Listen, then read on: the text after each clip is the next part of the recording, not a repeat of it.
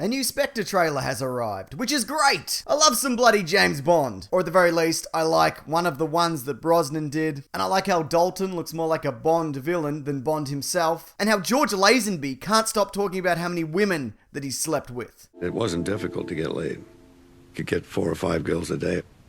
For a young guy like me, it was spot on. But now we're here, Daniel Craig's latest. So why don't we take a look at some of the things that people may have missed from the new trailer, bearing in mind that there may be spoilers for the upcoming film. Also bear in mind that this trailer spoils a lot. So if you haven't seen it, probably don't watch it, or this video. And while I'm handing out advice, maybe drink a glass of water. Hydration is important. First up, we get Bond in Mexico, in what will be the cold opening of the film, where he's gone all James Bond rogue in order to sort out some business. According to taxanalysis.com, a site I often frequent, the Mexican government more or less wanted to hand over $20 million to make sure that MGM make their country look nice. Which is weird because you don't often see Bond visit a place and you think, boy, this place looks like shit. Now I know this is the Day of the Dead festival, but I can't help think that characters like this are a nod to Mr. Big from Live and Let Die, who adopted the Baron Samedi look in order to inspire fear. Like Batman, but not at all in most ways. It's interesting to note that Monica Bellucci is the oldest Bond girl that we've seen, with her also being 4 years older than Craig. Although it is unusual for Bond girls to be older than Bond himself, especially in Roger Moore's case, seeing as he was born a 48-year-old man, this has happened before. Honor Blackman was older than Sean Connery, as was Diana Rigg for George Lazenby. None of that's in the trailer, obviously, but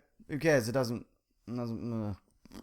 The worst kept secret in Hollywood at the moment is that Christoph Waltz is going to be playing Blofeld. I mean, he may very well not be. This whole thing could be a super elaborate and unnecessary misdirect, but they've even got him in a variation of the traditional Blofeld jacket. We've also seen him on set sporting tracking marks, something that's added to a person's face when they want to alter it digitally using the program that does that on a computer. That makes me think that by the end of the film, he's going to be having the Donald Pleasance Blofeld scars. There's also a lot of similarities between this film and On Her Majesty's Secret Service. The story of that basically goes, Bond does a series of things, then he gets married, only to have his wife immediately murdered in a Spectre drive-by, with Blofeld at the wheel. The bullet hole with a broken glass could potentially be a reference to that broken windshield. Both movies feature snow, a location we haven't seen Craig in before, and there's even some of the OHMSS score in the trailer. If this film is pretty much a remake of that film, I'm sure it will be handled differently, seeing as Bond already lost to the love of his life in Casino Royale. So all of this literally remains to be seen. This wall of dead British agents. People were wondering, what's the significance of any of these names? So I sort of looked into it. As in, I looked at only one name. Specifically, Emma Peel. Thinking that it might be a link to Emma Peel from the British Avengers, who played Tracy in On Her Majesty's Secret Service. But it turns out that Emma Peel is the location manager for this film. So without having checked, I'd say that all of these people are crew. We get more Bond gadgets this time around. This chase takes place in Rome, according to the number plates, and the new car features a flamethrower that's triggered with the button labelled Backfire. There are some other buttons featured, but I can't quite make out what they do. There's probably one that's an ejector seat, or an oil slick, or something to make the car go invisible. Remember that? Of course you do, it was total garbage. Also, we actually even see James Bond's classic Aston Martin in Q's workshop. That's a nice little nod to,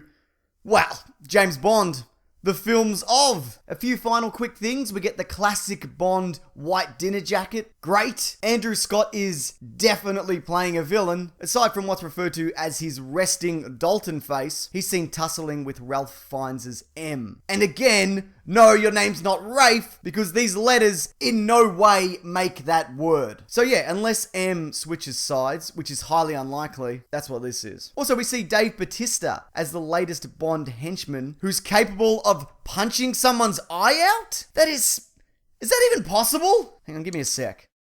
Can you punch out someone's eye? Question mark. Enter. Knocking someone out can be easy. Is it? But knocking someone's eye out can be hard. Well, there you go. Thanks everyone. Now, if you liked this, I've done a bunch of these trailer breakdown videos, which you might be interested in checking out, along with this video on who would win in a fight between James Bond and Indiana Jones. Also, I have a podcast called The Weekly Planet that covers movies and comics and TV shows. I'll link all those things mentioned below and at the end of this video. But what did you think of the new Spectre trailer? And if there's anything that you feel I've missed, please feel free to add that in the comments. Alright, thanks everyone. Take care.